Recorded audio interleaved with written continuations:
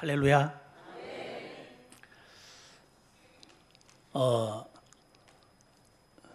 한 40년 전쯤 전에요.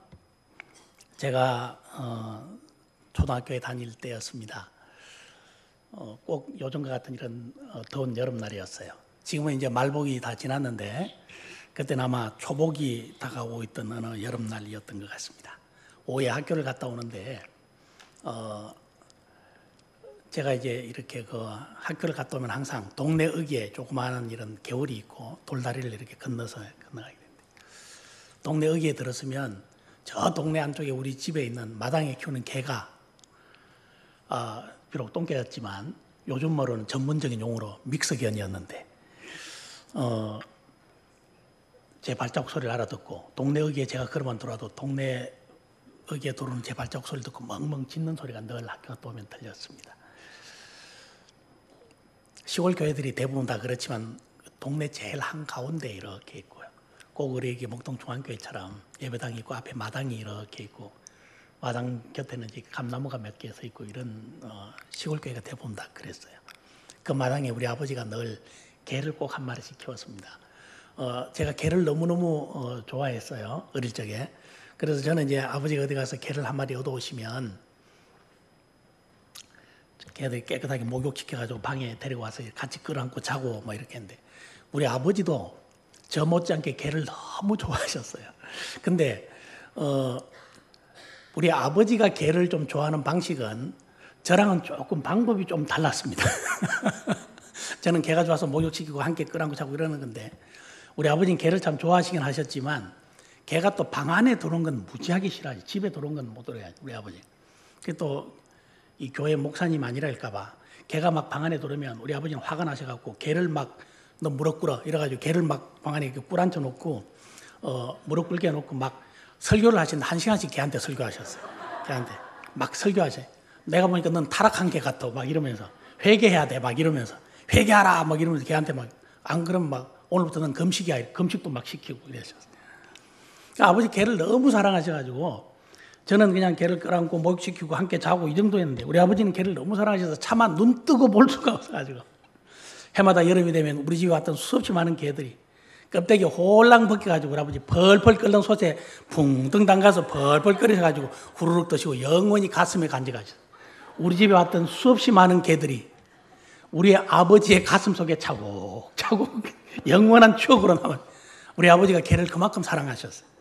그래서 제가 그날 학교를 갔다 오는데 우리 집에 개 짖는 소리가 안 들리는 거예요. 제가 비록 나이는 어렸지만 세상 그 정도는 분별하는 분별력이 있었습니다. 우리 집에 뭔 일 났구나. 제가 대번 알았어요. 그래가지고 그 학교 갔다 오던 책가방을 그냥 동네 그 개울창에 다 집어 던지고 개 이름을 부르면서 이제 교회가 있는 우리 교회 안에 있는 사택 있는 쪽으로 우리 교회 쪽으로 막 달려갔어요. 교회 문 앞에 들었으니까요. 아니나 다를까 벌써 감나무에 빨랫줄에 우리 집 개가 목 매달아가지고 껍데기를 절반 좀 벗겨놨어. 아이고 세상에. 근데 내가 그날요. 제가 얼마나 기가 막혔냐면 우리 교회 장로님 이마에 수건 동여 매시고 땀 뻘뻘 흘리시면서 부엌칼 들고 개 껍데기 벗기고 계시고 제가 그날 제일 얄미웠던 사람 우리 아버지야. 우리 아버지 뒤에서 팔짱 끼시고 허무한 표정으로 지켜보고 있는 그 모습을 지켜보고 있는 우리 아버지를 보니까 아이고 세상에 제가 너무 화가 나는 거예요. 어제까지만 또 아침에 학교 갈 때만 해도 개가 멀쩡했는데 그래가지고 제가 너무 화가 나서 예배당 이 종탑 꼭대기에 올라가서 개 이름을 부르면서 목 놓아 울었습니다. 개야 개야 이렇게 부르면서 엉엉 울었습니다. 여름에 한참 이제 더울 때 일할 때잖아요. 시골의 사람들이 덜해서 예수하면 사람들 동네 사람들이 다 일하고 있는데 야 이 목사들이 미쳤구나. 이 종탑에 올라가서 애가 우네 막 이런. 아버지가 좀 창피하셨겠지. 그래도 시골교회 담임 목사시면 동네에서 유진대 시골교회에서는 아들이 그 종탑 꼭대기 올라가서 엉엉대고 울고 있으니 아버지도 기가 막힐 거 아닙니까? 그러니까 아버지가 창피하셨는지 이제 저한테 타협안을 제시하시더라고. 야 혜식아 미안하다. 그만하고 내려와라. 싫어! 또 개 잡아먹으려고! 제가 그랬어요. 그랬더니 우리 아버지가 도저히 안 되겠는지 미안하다. 이제 다시는 개 안 잡아먹을게. 정말 미안하다. 아버지가 저한테 그러시더라고요. 야 제가 그날 말이죠. 내가 우리 집에 가문의 역사를 바꾸는구나. 이제 드디어 우리 집에서 개 잡아먹는 역사가 끊어지는구나. 제가 얼마나 그날 가슴 뿌다고 기뻤는지 모릅니다. 아버지의 신신약속을 제가 당구받고 농성을 풀고 종탑에서 기어 내려왔습니다. 내려오자마자 멱살 잡혀서 방에 끌려가 뒤지게 맞았습니다.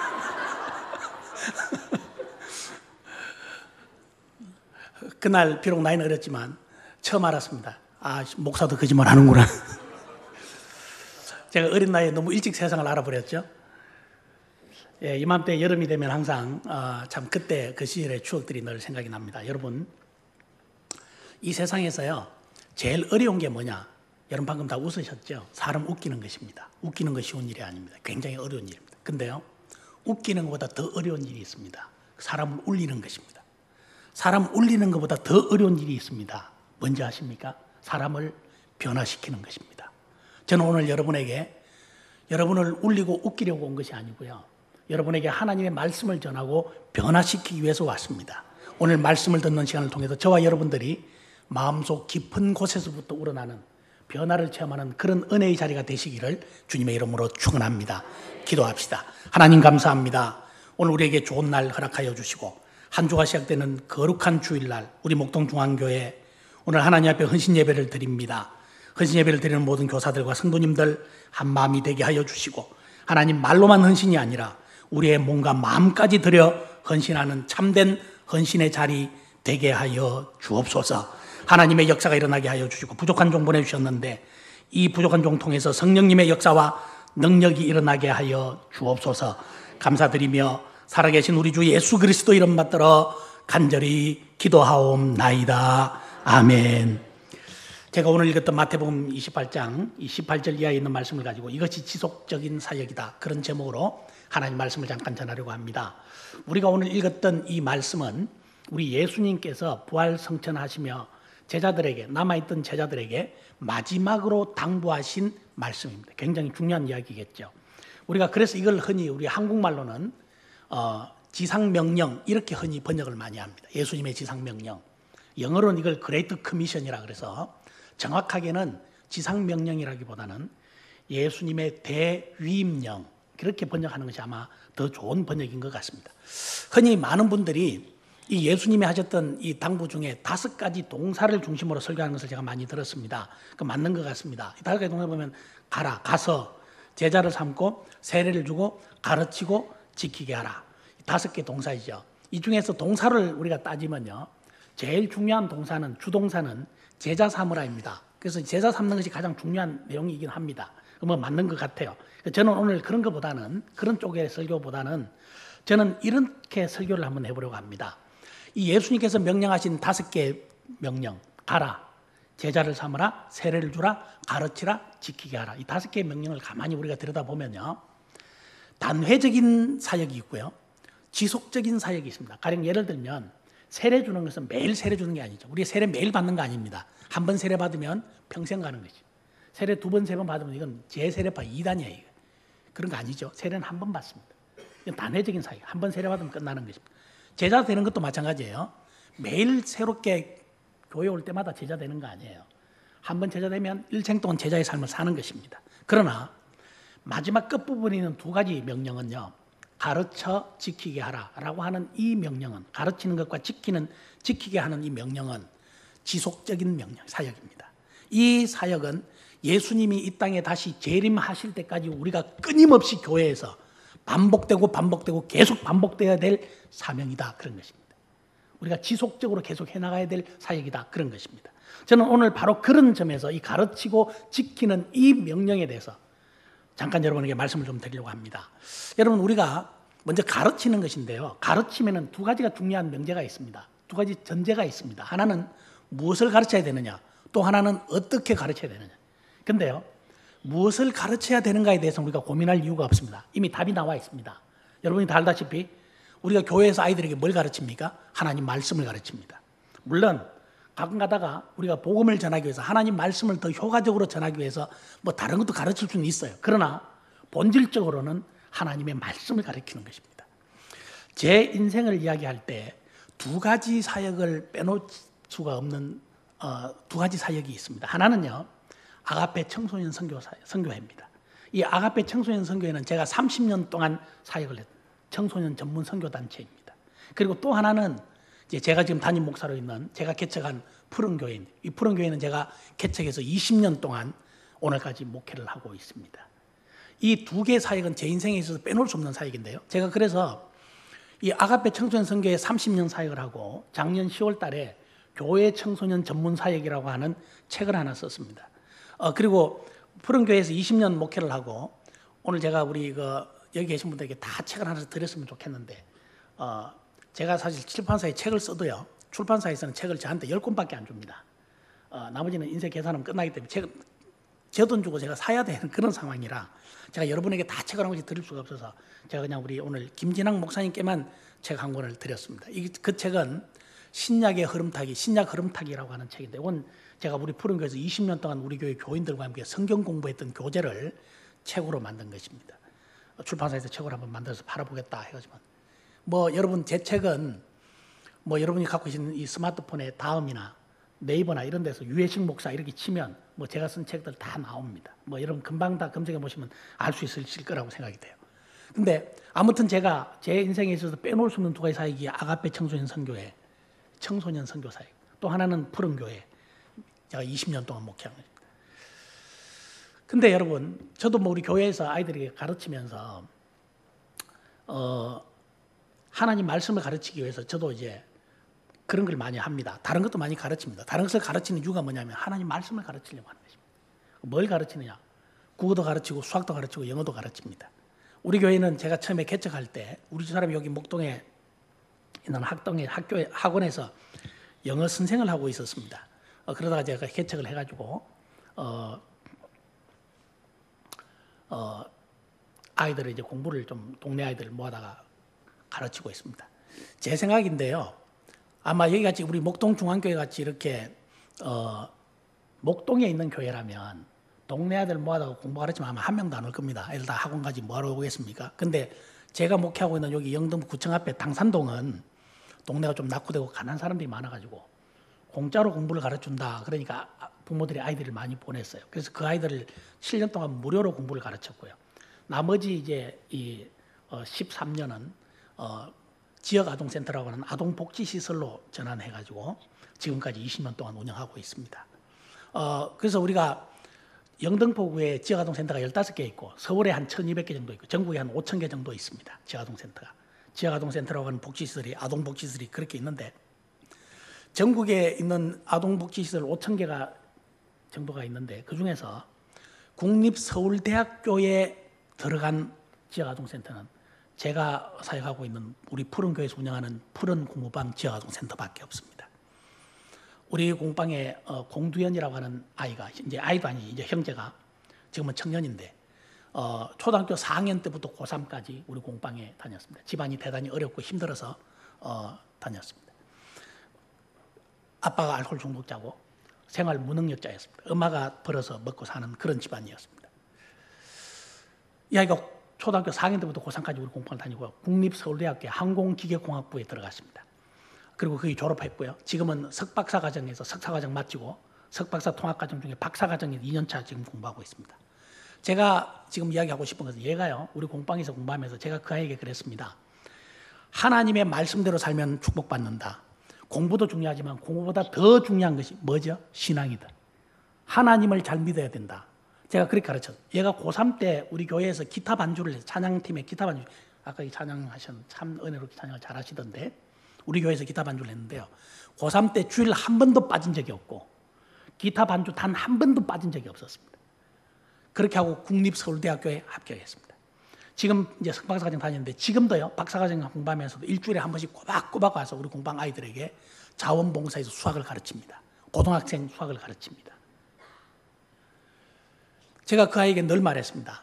예수 잘 믿어야 된다. 하나님을 잘 믿어야 된다. 신앙생활 잘 하면 하나님이 축복하시면 훌륭한 사람 될 수 있다. 저는 그 아이에게 그렇게 가르쳤습니다. 그 아이가 제 말대로 믿더라고요. 정말로 예수 잘 믿으면 훌륭한 사람이 됩니까? 그렇게 물었습니다. 그렇다고 말했습니다. 그 아이가 그렇게 해서 하나님의 아들이 되었습니다. 그리고요, 그 아이의 엄마가 우리 교회 예수님을 한 20년 가까이 예수 믿고 우리 교회 지금은 권사님이 되었습니다. 제게 세례받고 저한테 집사 임명받고 서리 집사를 거쳐서 지금 우리 교회 권사님이 되었습니다. 그 아이의 아버지가 예수 믿고 술을 끊고 새 사람 돼서 우리 교회 집사님이 되었습니다. 여러분, 제가 이 아이에게 수학도 가르치고 뭐 국어도 가르치고 영어도 가르쳤어요. 물론 뭐 제가 다 가르친 건 아닙니다. 우리 교회, 우리 공방에 있는 선생님들을 통해서 뭐 그렇게 가르쳤어요. 그 왜 가르쳤겠습니까? 하나님 말씀 가르치려고. 이 아이가 교회에 오게 만든, 예수 믿게 만든 하나님 말씀을 가르쳐. 그러니까 우리가 교회가 뭐 다른 거 가르칠 수 있어요. 그러나 그것은 복음을 전하기 위한 도구인 것이죠. 그래서 우리에게는 무엇을 가르치냐 이미 정해져 있습니다. 이렇게 하나님 말씀 딱 답이 나와 있어요.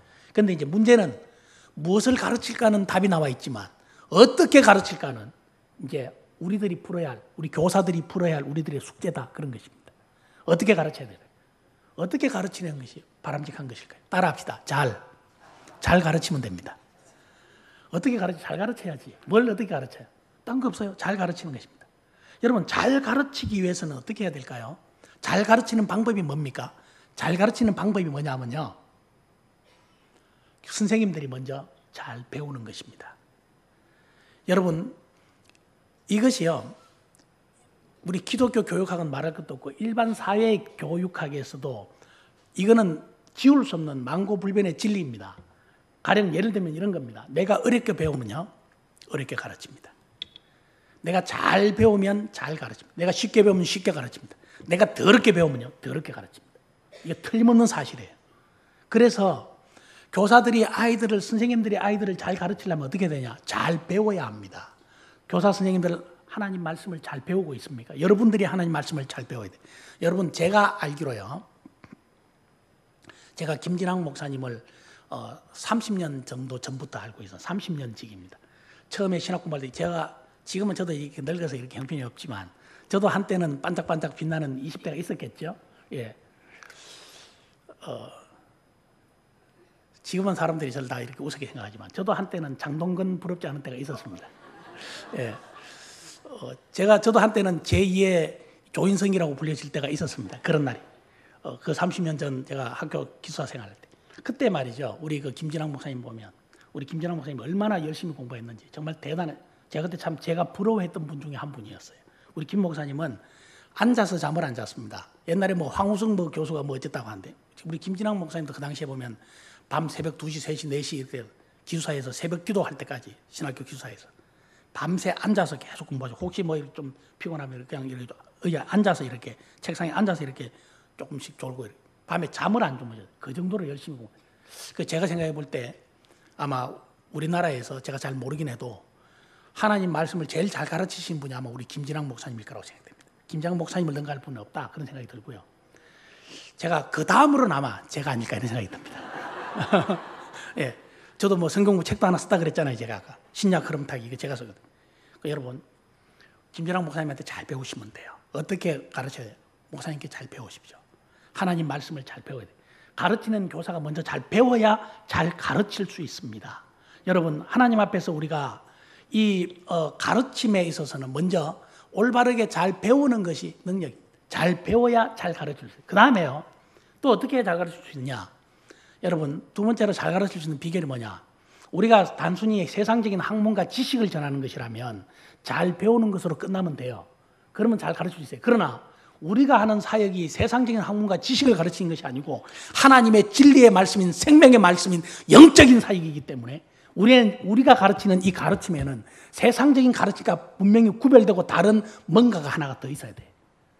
소위 말하는 플러스 알파가 있어야 돼. 그 플러스 알파가 뭐냐? 기도입니다. 기도입니다. 기도가 우리의 가르침을 뜨겁게 만들고 매끄럽게 만들고 위대하게 만드는 것입니다. 저는요, 새벽 기도를 우리 어머니의 치맛자락을 잡고 다니면서 새벽 기도를 배웠습니다. 우리 어머니에게 새벽 기도를 배웠습니다.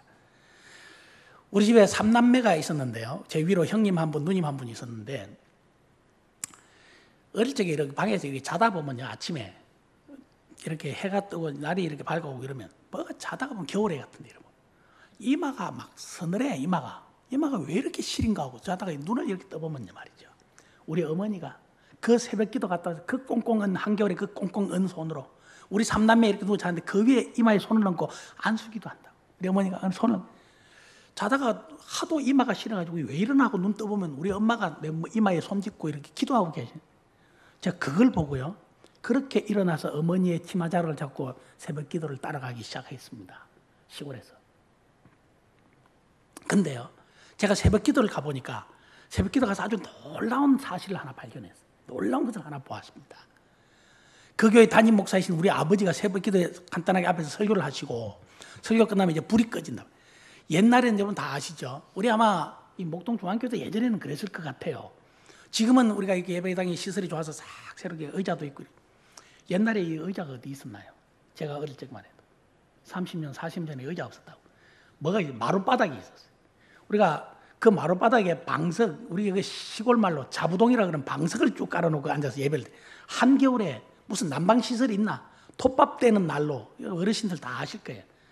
그거 떼봐야 손 시리고 코 시린 건 맨 똑같아요.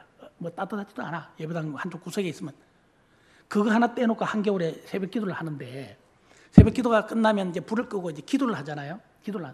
기도하는데 제가 이렇게 어린 나이에 어머니 따라가서 이렇게 보니까 우리 교회 이 구석 저 구석에 마룻바닥에 꿇어앉아서 엎드려서 이 구석 저 구석에 엎드려서 눈물 흘리며 통곡하고 있는 사람들이 다 누구냐? 우리 교회 선생님들이더라고요. 선생님. 여러분 그때 당시에 우리 교회 선생님들이요. 교회 선생님들이 아주 무식했습니다. 학벌이 낮았습니다. 대학은 고사하고요. 동네에서 초등학교만 나오면 학벌이 아주 좋은 경. 고작하면 아주 좋았다 해봐야 중학교 나온 정도. 읍내 중학교 나온 정도. 그 정도지.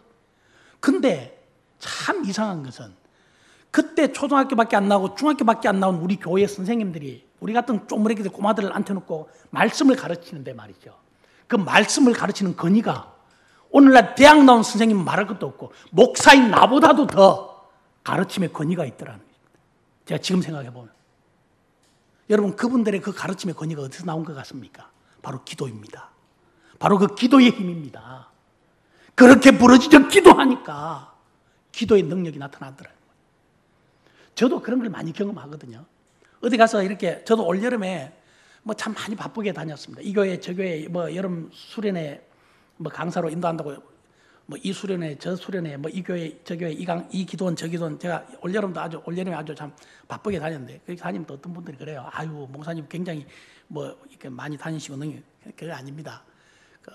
메뚜기도 한철이라 저는 여름만 바쁩니다. 여름 한철만 맨날 바빠요. 아무 때도 안 바빠. 평소에 아주 한가다가 여름 행사 때만 바빠요. 저도 딴 데 가서 이렇게 설교도 해보고 가르쳐도 보는데 똑같은 이야기를 아이들한테 해보고 하거든요. 우리 교회에서도 마찬가지고 해보는데 어떤 날은요 아이들 앞에 있어서 이런 아이들이 자리에 이렇게 앉혀놓고 이렇게 장의자에 앉혀놓고 앞에서 이야기하면요 아이들이 의자 위를 날아다닙니다. 지가 무슨 어벤져스라고 날아다닙니다. 아이들 의자 위로 후닥닥 뛰어놓고 이로 뛰어놓고 왁 넘어가고 감당이 안 돼요. 아이들이 우와 이거 어떻게 해야 되나 감당이 안 된다. 근데 또 어떤 날은 이상하게 해요. 제가 앞에 서서 아이들에게 딱 이야기하면 아이들이 벌벌 떨고 꼼짝도 못하고 제 눈초리를 못 벗어나는 날도 있어요. 여러분 그 차이가 뭔 것 같습니까? 기도입니다. 기도했느냐 하지 않느냐 바로 그 차이입니다. 여러분 오늘날 우리 한국 교회의 교사들에게 가장 요구되는 가장 큰 능력이 뭐냐? 기도의 능력입니다. 저는 이 자리에 계신 우리 사랑하는 목동중앙교회 선생님 여러분 또 사랑하는 성도님들 여러분께 묻고 싶습니다. 여러분 인생의 마지막 기도의 자리가 언제였습니까? 오늘 새벽입니까? 그렇다면 정말로 다행입니다. 여러분의 마지막 기도 자리가 한 달 전입니까? 여러분의 마지막 기도의 자리가 1년 전입니까? 생각도 안 납니까? 우리에게 오늘 기도가 회복돼야죠. 오늘 우리가 가르침의 현장에 아이들 앞에 설 때 기도가 없다는 거 이게 우리들에게 가장 큰 문제인 것입니다. 기도의 능력을 회복하는 그런 선생님들 되시기를 그런 성도님들 되시기를 주님의 이름으로 축원합니다. 기도의 능력이 여러분에게 나타나기를 바랍니다. 여러분 오늘 우리가 읽었던 이 본 말씀에 보면 하나님께서 예수님께서 우리에게 말씀하시기를 내가 너에게 분부한 모든 것을 가르쳐 지키게 하라고 우리말 성경에는 가르쳐 지키게 하라고 했죠. 여러분 이거 원어에 보면요 지키도록 가르치라 그렇게 되어 있습니다. 지키도록 가르치라. 아이들 우리가 어떻게 가르쳐요? 지키도록 가르쳐요. 지키도록. 아이들에게 그냥 가르치는 게 아닙니다. 가르쳐 놓고 너희들이 알아서 하라 지키든지 말든지 너희들이 알아들었든지 못 알아들었든지 마음대로 하라는 것이 아니고 아예 애초부터 가르칠 때 지키도록 가르치라. 예수님은 그렇게 우리에게 말씀하신 것입니다. 우리가 아이들에게 뭘 가르쳐야 되는 것입니까? 하나님 말씀을 가르치는 것입니다. 하나님 말씀을 가르치는데 하나님 말씀을 통해서 우리가 아이들에게 무엇을 주고자 하는 것입니까? 물론 말할 필요도 없이 영원한 생명인 구원을 주는 것입니다. 그러나 그렇게 말하면 답이 너무 천편일률로 못 박힌다. 그렇게 말하면 안 돼요. 우리가 아이들에게 뭘 가르치냐 하면 하나님 말씀을 통해서 첫 번째는 순종을 가르치는 것입니다. 여러분 이 사실을 꼭 기억하십시오. 여러분 지금 우리 사회는요, 우리 세상은 하나님이 없고 하나님이 사라지고 포스트 모더니즘 사회가 돼가지고요, 모든 것이 모든 것에 대하여 저항하는 시대입니다. 그래서 좀 속되게 제가 그냥 편하게 이야기할게요. 애들이요, 아무데나 가서 어른들 앞에 가서 그냥 대들고 개기는 것을 아무렇지 않게 생각한다, 아이들이. 이런 것을 아무렇지 않게. 이게 세상의 풍조예요. 예수 안 믿는 사람들이 세상의 풍조입니다. 신성한 것은 더 이상 없다. 이게 바로 포스트 모더니즘의 가장 큰 모토입니다. 그래서 하나님이고 뭐고 아무것도 없다, 우리 앞에. 아무것도 신성한 것은 없다. 내가 제일 중요하다. 나 중심의 세상으로. 그러나 우리 기독교는 그런 세속적인 가치관을 거부해야 합니다. 우리 기독교는요, 아이들에게 분명히 가르치는 게 뭐냐? 순종을 가르쳐야 합니다. 정당한 권위, 하나님이 세우신 합당한 권위 앞에 순종할 줄 아는 것, 이것이야말로 진짜 우리 시대의 진정한, 여러분, 양반들을 키우는 것입니다. 진짜 귀족들을 키워내는 것입니다. 여러분, 제가 좀 이렇게 표현해서 참 죄송한데, 요즘 사회 밖에 나가보면요, 아이들이 전부 다 쌍놈들만 모여 있어요. 애 어른 할 것 없이 다 아무데나 대들고 아무데나 욕하고 아무데나 팔 걷어붙이고 소리 지르고 다 쌍놈들의 사회예요. 이건 양식 있는 양반들의 사회, 귀족들의 사회가 아닙니다. 우리 사회가 왜 이러냐? 하나님의 말씀의 권위를 잃었기 때문에 그래요. 아이들에게 하나님 말씀을 가르쳐서 어릴 적부터요, 하나님의 말씀에 순종하는 법을, 순종하는 사람을 살도록 가르쳐야 합니다. 이걸 먼저 가르쳐요. 순종을 잃어버린 사회. 이게 얼마나 폐역하고 악한 시대인지 모릅니다. 이게 바로 자기 소견에 오른 대로 살아가는 시대이거든요. 이게 악한 시대란 말이죠. 이게. 저는 그래서 우리 공방의 아이들에게 이야기합니다. 너희들은 앞으로 자라서 대들고 반항하고 개기고 하는 것은 얼마든지 살아가면서 할 수 있다. 그러나 지금은 너희들이 이 푸른 공방에 와서 하나님 말씀으로 공부하고 교육받고 훈련받으면 먼저 순종을 배워라. 선생님들에게 순종하고 하나님께 순종하고 순종하는, 부모님께 순종하고 순종하는 법을 먼저 배워라. 그 다음에 반항하는 법을 배워도 늦지 않다. 그런데 요즘 아이들은 순종도 배우기 전에 먼저 반항을 먼저 배웁니다. 아무데나 대들고 욕하고 기어오르면 다 되는 줄 알고. 그러니까 우리 사회가 이게 아주 저질 쌍놈 사회로 바뀌어가요. 아주 질 낮은 사회로 바뀌어요. 이런 사회는 소망이 없습니다. 우리 기독교는요, 세상을 바꾸는 질 높은 문화를 양산하는 집단입니다. 우리가 하나님 앞에서 거룩한 하나님의 말씀으로 우리 아이들을 참된 하나님의 권위에 순복할 줄 아는 그런 사람으로 키워낼 수 있는 저와 여러분들이 되시고, 아니 먼저 여러분들부터 먼저 하나님의 말씀 앞에, 말씀의 권위에 순종하는 하나님의 사람들이 되시기를 주님의 이름으로 축원합니다. 그런 사람이 우리가 먼저 되어야 하는 거예요. 우리가 먼저 그런 사람이 되어서 아이들에게 보여줘야, 이렇게 사는 것이다, 이렇게 순종하는 것이다, 보여주는 것입니다. 그렇게 보는 거예요. 여러분, 디모데후서 1장 11절에 보니까 내가 이 복음을 위하여 선포자와 사도와 교사로 세우심을 입었노라. 여러분, 초대교회 당시에 교회 안에 중요한 세 가지 직분이 있습니다. 선포자, 사도, 그 다음에 뭐라고요? 교사입니다. 지금은 여러분 교사 아무나 하는 것처럼 생각하지만 초대교회에는 교사가 교회 안에 중직이었습니다. 선포자, 말씀을 전하는 설교자입니다. 사도는 여러분 잘 아시죠? 사도가 뭡니까? 예수님으로부터 직접 부르심을 받고 예수님으로부터 직접 가르침을 받은 사람을 우리가 사도라고 합니다. 그 다음에 나오는 직분이 뭐예요? 교사입니다. 교사로 세움 받았다. 누가? 사도 바울이. 내가.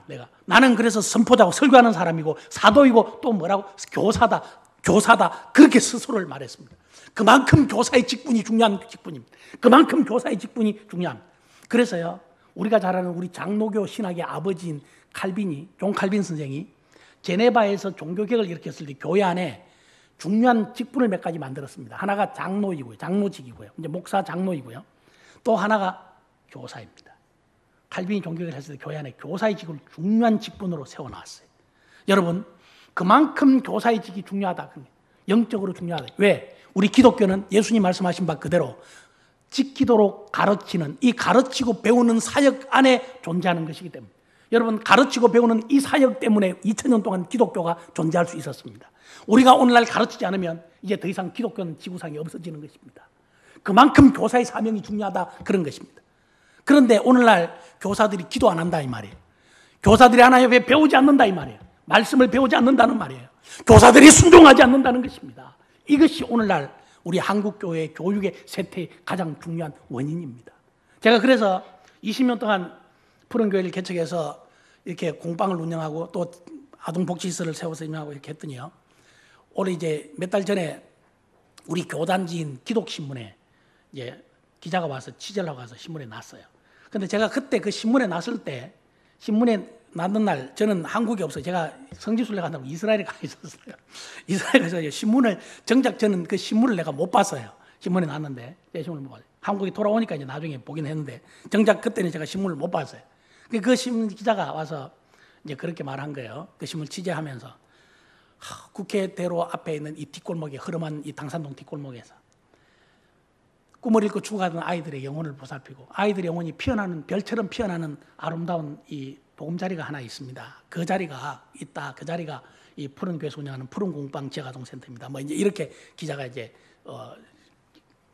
기사를 써줬어요. 여러분, 저는요, 아까 잠깐 와서 우리 김 목사님하고 대화를 하면서 우리 목동중앙교회가 학사관을 운영한다면서요. 너무 참 부럽다, 그런 생각이 들어요. 우리 교회도 그런 거 하고 싶지만 우리 여력이 안 되고 공간이 없어요. 정말 우리 목동중앙교회가 정말로 목동중앙교회로서 할 수 있는 아주 적절하고 최고의 사명을 감당하고 있는 것 같습니다. 제가 참 너무 부럽다, 그런 생각이 들었습니다. 여러분, 무엇을 하든지 괜찮습니다. 뭘 하더라도 여러분의 교회 상황과 형편에 맞게 하면 되는데, 이제 문제는 사람을 잘 세워야 돼. 사람을 잘 세워야 돼. 왜냐? 이런 거 자꾸 세워놓고요, 나중에 교인들이 할 사람이 없으면 전부 다 목회자한테, 목사님한테 다 떠넘깁니다. 목사님이 하세요. 목사님이 세웠잖아요. 이러면 저도요, 우리 푸른교회 이거 지역아동센터 이거 복지를 세워놓고 교인들 중에 누가 사회복지사 자격인 사람 한 명만 있었으면 그 당시에 제가 이거 안 했습니다. 제가 왜 하겠습니까, 이거? 근데 복지사 자격증 아무도 없으니까 나하고 우리 집사람하고 둘이서 할 수 없이 뒤늦게 신학 공부 다 끝나고 목사가 됐는데 뒤늦게 사회복지학 공부했단 말이에요. 공부해가지고 대학교 가서 공부하고 앉아가지고 사회복지학 공부를 4년 동안 해가지고 복지사 자격증 땄어요. 한 명만 우리 교회에 복지사 자격증 가진 사람이 있었으면 내가 이거 안 했을 것입니다. 그러니까 내가 다 떠맡던 거예요. 나하고 우리 집사람은 다 떠맡던 거예요. 그러니까 우리 집사람은 맨날 평일만 되면요, 아침부터 월요일부터 이 금요일까지 하루 종일 출근해가지고 아이들 돌보고 아이들 보살피고 그냥 일하고. 사람들이 또 억세잖아요. 억세. 요즘 사람들이, 엄마들이, 젊은 엄마들이 아주 호락호락하지가 않습니다. 아주 억세요. 여러분, 우리 교회는 이 지역아동센터를 제가 아까도 말씀드렸지만 하나님의 복음을 전하기 위해서 세운 것이. 그래서 우리 교회는, 우리 푸른 공방 지역아동센터는 엄마들하고 이제 인테이크한, 처음에 이제 면담을 할 때, 입소 면담을 할 때 그렇게 이야기합니다. 교회에 오셔야 됩니다. 우리 교회에 오게 하기 위해서, 전도하기 위해서 이거 하는 것입니다. 우리가 왜 아이들을 무료로 공부하는지, 왜 무료로 먹이고 왜 이 짓 하고 있는지, 20년 동안 이 자리에서, 이 동네에서 전도하려고, 예수님의 복음을 전하려고 하는 것입니다. 그러니까 엄마도 꼭 교회에 오셔서 사랑하는 자녀를 위해서 좀 기도 좀 하세요. 함께 교회 와서 기도하고 그러면 참 좋겠습니다. 그럼 이 아이가 더 훌륭한 아이가 될 겁니다. 그러면요, 영등포 구청에다가 민원 넣습니다. 영등포 구청 가정복지과에 민원 넣습니다. 이 지역아동센터 오니까 교회 오라 그러네, 이러면서. 근데 여러분, 민원 넣어봤자야 아무 겁날 거 하나도 없어. 제가 뭐 겁낼 것 같습니까? 나나 우리 사람이 그만 납니다. 왜? 문 닫으면 되지, 까짓 뭐 하다가. 우리 애초에 전부터 전도하려고 세운 것입니다. 이거. 예수의 복음을 전하다가 안 되면 나중에 문 닫으면 돼. 근데요, 겁날 거 하나도 없어. 민원 넣어봤자야 겁날 거 하나도 없어. 아무 문제는 없습니다. 민원 넣으면요, 가정복지과 직원이 전화 확인합니다. 목사님, 너무 세게 하지 말고 좀 살살 해주십시오. 이렇게 전화 옵니다. 민원 들어왔습니다. 알았다고. 뭐 왔으면 왔지, 뭐 어쩌란 말이에요. 알았다고. 알았어요. 그럼 끝나는 거지 뭐. 그래봤자 아무도 겁날 거 없어. 그러나 여러분, 요즘 엄마들이 그래요. 이 교회 왔더니, 이 공방에 왔더니, 지하도센터 왔더니 뭐 교회 오라고 하네, 뭐 이러면서 구청에다가 민원 넣어. 넣어봐야 뭐 너무 할 수 없는 거지. 어떡하라고. 여러분, 우리가 그 정도 예수를 위하여 각오를 하지 않으면요, 복음 전할 수 없어요. 요즘 복음 전하는 게 그렇게 어려워요. 복음 전하기가 그렇게 힘들어요. 그렇게 힘들어요. 제가 20년 전에는요, 아이들 공부 좀 가르치고 밥 좀 먹여주면 고마워서 엄마들이 줄줄이 교회 와요. 요새는요, 공부 가르치고 밥 먹여도 교회 잘 안 옵니다. 그렇게 힘들어도. 그리고 또 갈 때는, 이사 갈 때는 어느 날 온다 간다 없이 그냥 휙 떠나가는 사람 수두룩합니다. 인사 한마디 안 합니다. 내가 몇 년을 그 아이들 밥 먹여주고 공부 가르치고 함께 해줬는데, 아이들 본. 우리 공방에 지금 있는 아이들이 대부분 다 이제 어떤 아이들이냐, 우선 엄마 아빠가 안 계셔가지고 할머니 할아버지하고 사는 조손 가정 많이 있습니다. 엄마 아빠 중에 한 분밖에 안 계시는 한부모 가정 많습니다. 또 엄마 아빠 중에 한 분이 외국인이어서 다문화 가정 많습니다. 다문화 가정뿐만 아니고 아예 외국인 가정도 있습니다. 엄마 아빠 아예 둘 다 외국인이에요. 이런 외국인 가정 아이들도 있고, 뭐 이런 아이 대부분 다 우리가 흔히 말하는 이 기초생활 수급자 가정 아이들, 아니면 차상위 계층의 가정 아이들, 이 아이들을 위해서 어떤 날은요, 어떤 때는요, 우리가 구청에 가서 그냥 구청장 만나가지고 싸워가지고 이 아이가 엄마 도망가고 아빠 이 중국 사람인데 아빠하고 사는데 이 애가 이 말도 잘 못하고 이게 지금 그 주거 복지비 좀 지출해가지고 구청장님이 얘 좀 이거 전세 자금 좀 지원해 주셔야 됩니다. 그래가지고 방도 하나 얻어주면요, 그 돈 해먹고 날라보내. 온다 간다 말도 없이 떠나보내. 그런 사람 수두룩합니다. 그런 사람 수두룩합니다. 뭐 그래도 뭐 어쩔 수 없는 거지. 그런데도요, 그래도 그 속에 한두 명은 한 명씩은 어쩌다 한 명씩은 예수 믿는 사람이 걸리고, 그 사람이 예수 믿어서 집사님도 되고 권사님도 되잖아요. 그것 때문에 우리가 하는 것입니다. 아이들에게도 그렇습니다. 아이들에게도 너희가 지금 여기서 공부하는데, 제가 아이들에게 늘 그렇게 이야기합니다. 너희들 여기서 열심히 공부하고 신앙생활 열심히 해서 훌륭한 사람 돼야 돼. 너희들이 만약에 목동에 살고 너희들이 만약에 목동에 사는 아이라면, 너희 만약에 강남에 사는 아이라면 공부 안 해도 괜찮아. 제가 그렇게 말합니다. 공부 안 해도 돼. 뭐 니네 아빠 엄마 물려받은 재산 갖고 그냥 살면 돼. 대학 안 가도 아무 상관없어. 근데 이 동네에서는 니네들이 공부 안 하고 대학 안 가면 니도 자라가지고 할 거라고 여기서 니네 아빠처럼 니네 할아버지처럼 박스나 주로 다녀야 돼. 이것밖에 할 일이 없다. 이 동네에서. 그렇게 살아야 돼. 네가 여기서 벗어나려고 하면 네가 너희 집안에서 가장 유일한 희망이, 네 공부 열심히 해가지고 예수 잘 믿고 새 사람 돼서 네가 좋은 대학 가고 좋은 직장 구해서 니네 집안 살리고 네 동생 살리고 니네 엄마 아빠 살려야 돼. 니네 집안 살 사람 네밖에 없다 여기서. 제가 아이들에게 그렇게 이야기합니다. 그 이야기를 제가 20년 동안 했습니다. 푸른교회 개척하고 20년 동안을 했습니다. 여러분, 우리가 하나님 앞에 복음을 전하는 것은 참 어려운 일입니다. 복음을 전하면 많은 희생과 참으로 이 자기의 팔을 베어내야 되는 아픔이 있습니다.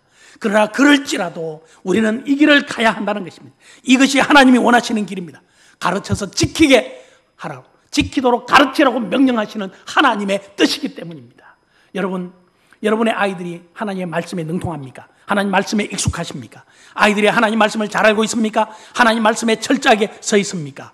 하나님 앞에서 여러분 참으로 아이들에게 하나님의 말씀을 가르쳐서 아이들의 삶에 혁명적 은혜가 일어나도록, 아이들의 가슴에 혁명적 삶의 변화가 일어나도록 예수의 말씀을 가르치는, 말씀을 전하는 그런 교육부서, 그런 선생님들 되시기를 주님의 이름으로 축원합니다.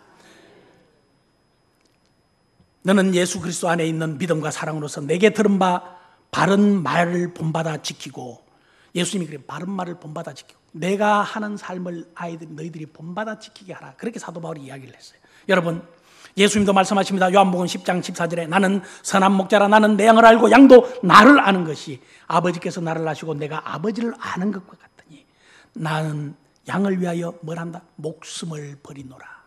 여러분, 그래서요, 제가 이제 한 가지만 이야기하고 시간이 많이 가서 끝내려고 합니다. 교육이라고 하는 것은, 아이들을 변화시키는 교육이라고 하는 것은 교실에서 가르치는 교육으로는 아이들이 변하지 않아요. 즉 다시 말하면 공과 공부로는 아이들이 절대로 안 변합니다. 아이들이 뭘로 변하느냐? 아이들은 삶을 보고 변하는 것입니다. 아이들에게 공과 공부를 가르치는 것으로 변하면 안 돼요. 하나님 말씀을 가르치는데 삶으로 가르쳐야 된다, 그런 것입니다. 삶으로. 이걸 교육학에서는 뭐라고 말하냐? 비형식적 교육, 그렇게 말합니다.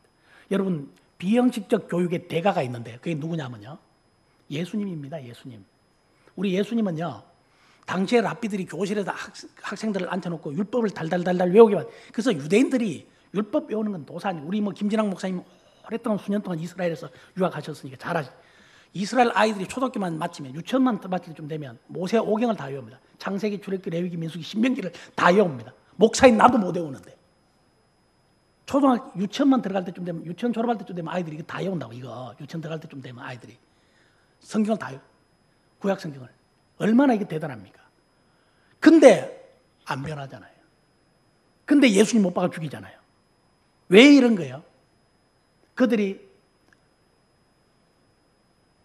형식적 교육을 받았기 때문에 그런 것입니다. 여러분, 우리 아이들 보면 알아요. 초등학교 6년, 중학교 3년, 고등학교 3년, 12년을 공부해도 아이들이 안 바뀌어요. 그 지식으로 안 바뀌어요. 그걸로 새 사람 안 돼요. 왜? 그게 바로 전형적인 뭐야? 형식적 교육이기 때문입니다. 여러분, 근데 우리 예수님은 아이들을 교실에서 안 가르쳤어요. 외우라고 안 그랬어요. 예수님 시험 안 봤어요. 예수님 어떻게 했습니까? 데리고 다녔습니다. 함께 잠을 잤습니다. 함께 먹었습니다. 함께 생활을 했습니다. 삶으로 가르친 것입니다. 그러니까 아이들이 변한 거예요. 저도요, 가끔 교회 생활 하다 보니까 우리 교회도 이거를 아주 이게 배워서 하는 게 아니에요. 이건 정말 스스로 터득하는 거예요. 체험적으로 이걸 벌써 깨닫는 사람, 빨리 깨닫는 사람이 있어요. 우리 교회 선생님들 중에 이런 분이 안 해요. 주말이 되면 자기도 바쁘잖아. 자기도 쉬고 싶잖아. 회사 안 가고 모처럼 하루 쉬는데 일주일 중에. 자기도 쉬고 싶을 텐데 꼭 주말이 되면 반 아이들 한두 명씩 자기 집에 데려갑니다. 집도 멀어요. 일산이야. 일산까지 데리고 갑니다. 가서 먹이고 하룻밤 근데 참 이상한 건 그 집에 가서 하룻밤만 자고 오면 애들이요. 제가 좀 그냥 속되게 좀 편하게 이야기할게요. 여러분 양해하십시오. 우리 장로님들이나 어르신들 양해하시고 들어요. 제가 애들하고 맨날 살아서 이 말투가 좀 그러니까 양해하시면 좋겠어요. 애 새끼들이 전부 다 그 집사님 팬이 다 돼서 돌아옵니다. 그 집에 가서 하룻밤만 자고 오면. 어떻게 그럴 수가 있는 거예요? 함께 먹고 함께 자고 함께 사는 것에 대해서 그것을 통해서 사람은 바뀌는 거지. 사람은 교실에 앉아서 배운 것으로 바뀌지가 않습니다. 제가요 예전에 푸른교회 개척하기 전에 이제 부교육자 생활할 때 부목사 생활을 할 때 제가 오류동에서 부목사 생활을 했습니다. 제가 그때 그 교회에 우리 집사님 아들 중에 꼴통이 한 녀석이 있었습니다.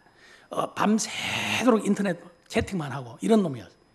그러니까 뭐 당연히 주일날 교회 안 오면 말할 것도 없고 학교 성적은 말할 것도 있고 고3인데 애가 완전히 엉망진창이었어요. 고등학교 2학년짜리였는데 그 당시에 고등학교 2학년짜리. 근데 요즘 여름 방학이 돼가지고 여름 수련회를 가게 됐습니다. 제가요 그 애네 그 우리 집사님 집 앞에 차 대놓고 우리 교회 아이들 다 버스를 대놓고요 그 집 앞에 버스 대놓고 제가 내려가지고 그 집에 뛰어 올라가가지고 자고 있는 놈 이렇게 세워가지고 세수하고 옷 갈아입히고 가방 싸가지고 데리고 나. 그 한데 2시간 걸렸습니다. 아침에 출발해야 되는데 수련회 출발해야 되는데 2시간 걸려가지고 2시간 기다리게 해놓고 우리 교회 전체 아이들 버스 대놓고 기다리게 해놓고 그 집 앞에서 그것 때문에 우리 부장 장로님 저한테 삐쳐가지고 여러분 2년 동안 저하고 말 안 했습니다. 2년 동안 저한테 삐쳐갖고 말 안 했습니다. 이 부목사가 뭐 이래가지고 저한테 삐쳐가지고. 근데요 제가 그 놈을 데리고 가갖고요 여름 성경학교를 데려가가지고 고등학교 2학년짜리인데 제가 그냥 모험을 했습니다. 우리 교수님들한테 그랬습니다. 선언했습니다. 얘 조장 하나 시키세요. 여러분 생각하면 수련회 가면 조장 하나 그냥 시키세요. 우리 선생님들이 그냥 기급을 하나 그냥 시키세요. 괜찮습니다. 내가 책임질게. 그냥 시켜요. 그 얘가요 학교에서 맨날 뒤에서 놀던 애가 지가 언제 가서 반장도 한 번 못 해본 아이가 학교에서 분단장도 못 해본 놈이 교회 와서 조장하니까 놀란 거야. 지도. 야 내가 조장이네. 조원이 한 10명 돼. 수련회 가니까. 시킨 대로 말도 잘 듣고 동생들이 다. 이야 이놈이야. 별천지를 본 겁니다. 세상에 이런 데가 있구나. 나도 조장을 하는 날이 다 있네. 이제 지도 이제 놀란 거지, 지 스스로. 그런데 우리가 수련을 하는데 지금 마지막 날 밤에 딱 모여가지고 딱 교사 회의를 교사 회의 바로 이런 것 때문에 하는 겁니다. 이런 것 교사를 모여가지고 아이들 다 재워놓고 밤에 12시간 넘어서 교사들이 모여 회의하면서 회의를 한 거예요. 자, 내일 마지막 날 우리 시상식 할 때 어떤 조를 1등으로 만들어주느냐. 바로 얘네 조를 1등으로 만들어주자. 얘 교회 처음 왔는데 얘 한번 진짜 하나님의 은혜가 뭔가 세상이 새로운 것을 한번 보여주자. 제가 이제 그렇게. 뭐 물론 반대도 좀 있었습니다. 그러나 제가 고집을 부렸습니다. 강행을 했습니다. 그 다음날 그러니까 애가요 죽기 살기로 하는 거야. 1등 하려고 지도 해보겠다고. 어디 학교에서 평생 분단장도 한번 못 해본 놈이 이렇게 모든 조장도 한번 못 해본 놈이 지가 교회 와서 조장하니까 진짜 눈이 획 돌아간 거지 애가. 그래가지고 열심히 하는 거야. 정말 그 마지막 시간에 폐업에 맞추고 시상식 하는데 걔네 줄 1등 시켜줬습니다. 학교에서 평생 1등이라고 해본 적도 없는 아이가 교회 와서 2박 3일 수련하는 동안에 1등 했다. 우리 조 내가 열심히 해서 우리 조 이끌어서 1등 했다. 우와 애가 말이죠. 헷가닥 한 거예요. 그리고 그 다음 날부터는 주일날 교회를 30분 전에 미리 와서 앉아있는 거예요. 30분 전에 미리 와서 앉아있는 거예요. 오, 사람 대접 처음 받아봤다는 거지. 교회 와서 내가 어디서 있는 데서 사람 대접 받아. 그러더니요 여러분 이 아이가 어떻게 된지 아십니까? 이 아이가 어떻게 된지 아십니까? 총신대학교 갔습니다. 총신대학교 신학과 졸업하고 총신대학교 신학대학원 졸업하고 지금 목사가 됐습니다. 애가 덩치가 띵띵하게 걔 별명이 황소예요. 황소. 주석한 목사인데 황소. 얼마나 애가 띵띵하고 게으르고 얼마나 밤새 컴퓨터 게임이나 하고 이러고 놀던 아이인데 여러분 단 2박 3일 동안 아이가 인생이 확 바뀌어버렸습니다. 여름 수련회 가서 2박 3일 만에 애가 인생이 확 바뀌어버린 것입니다. 안 되는 아이가 목사가 돼버렸습니다. 여러분 이게 뭐예요? 비형식적 교육의 능력입니다. 함께 먹고 함께 자면 함께 살면 이렇게 바뀌는 것입니다. 여러분이 그래서요 교육은 비형식적 교육으로 가면 갈수록 효과가 뛰어나다. 이게 교육학의 일반적인 명제입니다. 그래서 저는 우리 여기 선생님들이 아이들 가르칠 때 이 주일날 하루 공부하는 거 이걸로 만족하지 말아요. 이걸로 만족하지 말아요. 이걸로 만족하면 안 돼요. 이게 아니고 밖에서 만나야 된다. 밖에서 만나야 돼요. 피자도 먹어야 됩니다. 여러분, 아이들의 삶 속에 뛰어들어가야 합니다. 삶에 개입해야 합니다. 삶에 간섭을 해야 합니다. 아이들의 삶 한복판에 선생님이 계셔야 합니다. 선생님이 그 아이와 함께 삶을 나눠야 됩니다. 그렇게 될 때 아이들이 변하는 것입니다. 그렇게 하려면요, 인생 고달픕니다. 여러분, 그렇게 해서 인생 망가진 대표적인 사람이 바로 제 아닙니까? 제가 20년 동안 푸른교회에서 그렇게 하다 제 인생 다 망가졌어요. 이 모양이 된 겁니다. 그러나 여러분, 후회는 없습니다. 하나님을 위해서 제가 기쁘게 살았기 때문에. 그렇게 살면 개인적 삶도 없어지고 인생이 다 고달퍼요. 그러나 내가 인생 고달픈 대신에 아이들이 영원히 삽니다. 바로 그것을 감수하라고 하나님이 우리에게 교사를 세운 것입니다. 우리에게 교사의 직분을 맡긴 것입니다. 사랑하는 선생님 여러분, 말씀을 이제 정리합니다. 어느 어린이집에서 선생님이 아이들에게 물었답니다. 어린이 여러분, 사과는 언제 따요? 이렇게 물었어요. 그 아이들이 저요 손을 들었어요. 그래서 너 이야기해봐 이렇게 했더니 아이가 하는 말이 주인 없을 때요 이렇게 말해요. 아이들은 가르친 대로 가는 것입니다. 어떻게 배웠느냐가 아이들의 삶을 바꾸는 것입니다. 부디 여러분들이 이 시대에, 바람 부는 광야와 같은 이 시대에 어린 아이들의 영혼, 우리에게 맡겨주신 어린 아이들의 영혼, 여러분에게 하나님이 맡겨주신 그 아이의 영혼, 천사에게도 맡기지 아니하셨던 가르치는 그 사명, 여러분 잘 감당하시고 이 아이들을 하나님 품으로 천국으로 인도하는 거룩한 사명 감당하는 교사들이 되시기를 주님의 이름으로 축원합니다. 기도하겠습니다.